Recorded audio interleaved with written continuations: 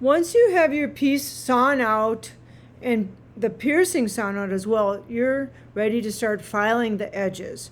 And we have a variety of files. We have these tiny needle files that are really good for getting inside pierced areas. And then we have a set of larger files, and they come in all different sizes and shapes. Some of them are flat on both sides, and some of them are square shaped. This might be good if you have some like zigzaggy edges. And my personal favorite is one that is flat on one side and rounded on the other.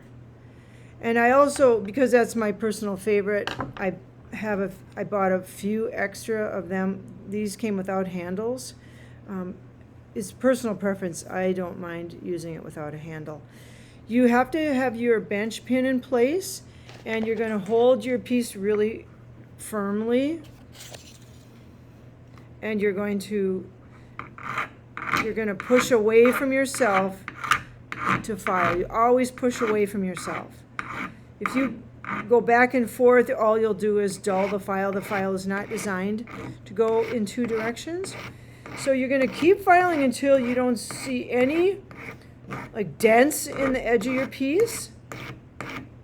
And it takes just a little bit of time and elbow grease. I can also put it flat, and I can work this way as well. I want to get my edges to be really smooth and beautiful. This piece I just found in the scrap bin. I think they meant it to be a circle. It's a little bit rough, so you can just keep filing that rough edge away. Now, file is a pretty aggressive tool, so it is possible to overfile. So don't file too much. Now, when I'm done filing and my edges look just the way I want them to, I'm going to notice there's a burr. It's like a little rough edge, and I want to knock that off. It's really easy to knock it off. I can just go like this and just lightly go like that, and it's knocked off the top. It's also on the bottom edge. I can feel it. So now I can just knock that little burr off.